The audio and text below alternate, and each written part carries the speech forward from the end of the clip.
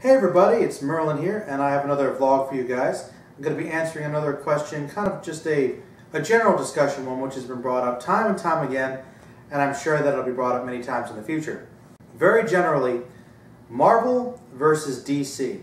There are a couple ways we can look at this. I'm guessing the question is referring to which company I think is better, or more specifically, what universe I think is better for a variety of reasons in terms of stories, characters, superpower base, villains, what have you. It's complicated. I mean, this is one of those big debates. It's right up there with Star Wars versus Star Trek. I mean, these are two mammoth companies for producing American comics, superhero comics in particular. They just had a massive effect on our culture, especially nowadays. The last couple of decades, superheroes have become so ingrained in our pop culture and really at the height of popularity, especially at the box office. And you talk about video games, cartoons, and other spin-offs and action figures, anything you can think of.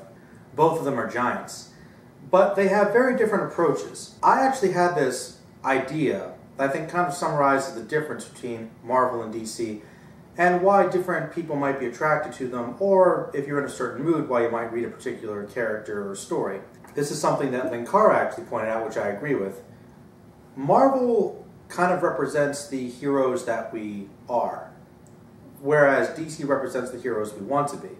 And I always kind of felt that, also because DC is the older company, it seems that they're more ingrained in their traditional view of the heroes. They kind of have the standard basic superhero form. You've got basically one hero, kind of a simple design. He's usually got the cloak, the cape, and he's got one or two basic powers. He stands for truth and justice, and he's somebody who is on a much higher level. He's much more than a man. He's a god. And to be fair, in terms of power, most of the heroes, even somebody who's supposedly the more relatable, like Batman, is pretty ridiculous and unbelievable in terms of the feats that they can perform.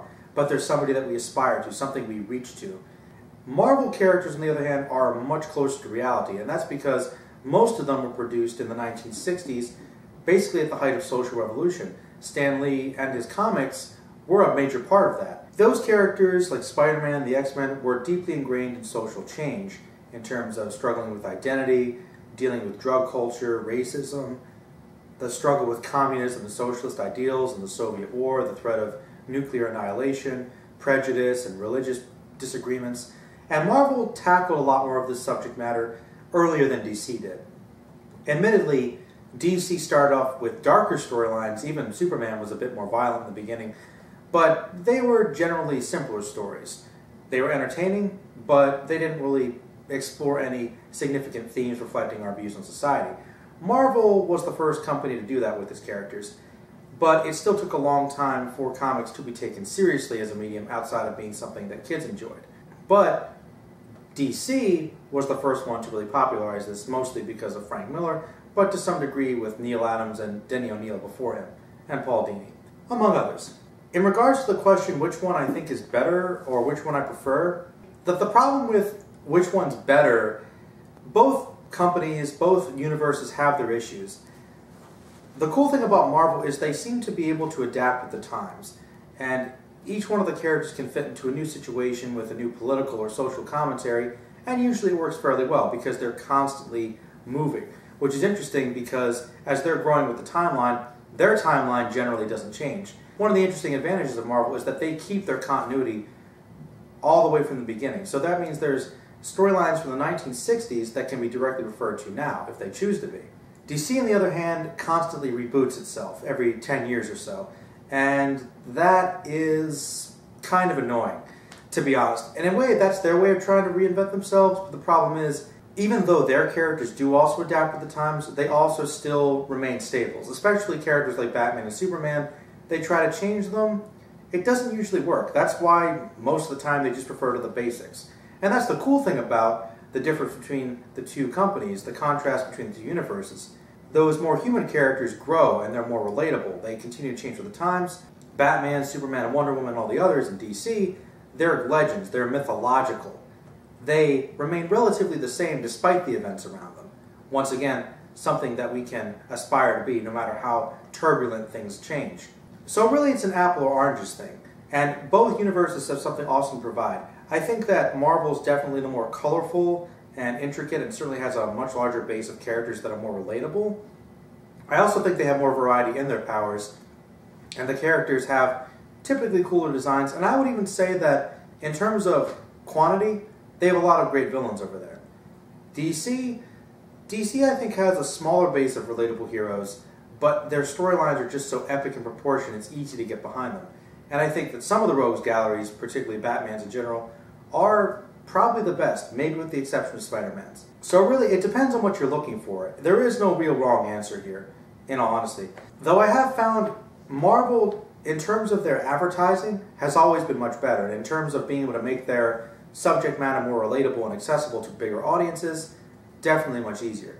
I'm not saying that means that DC stuff is untouchable. It's been done before with Superman and Batman primarily, but I think it is a little bit tougher because these characters are much larger than life, where with Marvel characters, it's a little bit easier to see ourselves in their shoes. The point being that a lot of people, including myself, typically grew up liking Marvel characters when they're younger, but I found that as people get older, they seem to gravitate more towards DC. Not sure why that is, but it does seem to be an interesting pattern. I myself, I was absolutely in love with Spider-Man and the X-Men growing up particularly, and I also really liked the Hulk. And a lot of those 90s cartoons, especially the ones that aired on Fox Kids, I think are classics and were a great intro to me. So the Marvel characters were a big part of my childhood, and I still like a lot of those characters. And Spider-Man is probably my favorite superhero to this day. I've probably read more Spider-Man comics than any other hero. Daredevil's up there as well, being the first graphic novel I ever purchased. However, Batman was always the one standalone. I think that's what a lot of people say. They don't want to give other DC characters a chance, maybe because on the surface they seem a bit cornier. I'm not sure why that is. It seems that Marvel is known as being the happy-go-lucky, accessible, family-oriented company now with the Marvel Universe on cinema, and DC's much darker and grittier. I think that's been a choice to separate themselves so they're not basically advertising the same experience. But ironically, I feel that though both universes have had dark storylines and upbeat ones, Marvel tends to be much darker and grittier than DC typically.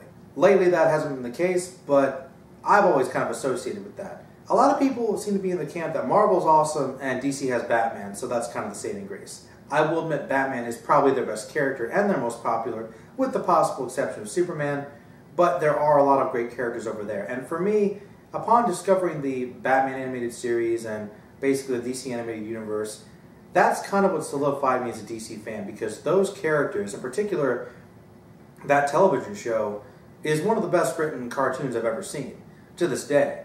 And I think that it made me appreciate a lot of those Justice League characters, a lot of the DC characters, and I got further into characters like Green Arrow and The Flash, who, next to Batman, are my favorite DC heroes. I also really like the Martian Manhunter as well. And there are many great characters there. I also think I like those epic storylines, and I like those fundamental ideas about good and evil in a more metaphorical sense. I'm not saying Marvel doesn't do it as well. I think that the gritty storylines like an Ultimate Spider-Man are awesome too. It just depends on what mood I'm in. In that sense, I think that I am more of a DC fan just because I think I like the characters a little bit more. I like the universe a little bit more. But there's still a lot of excellent writing in Marvel. Though I will admit, in terms of consistency, I think Marvel has been doing really well lately.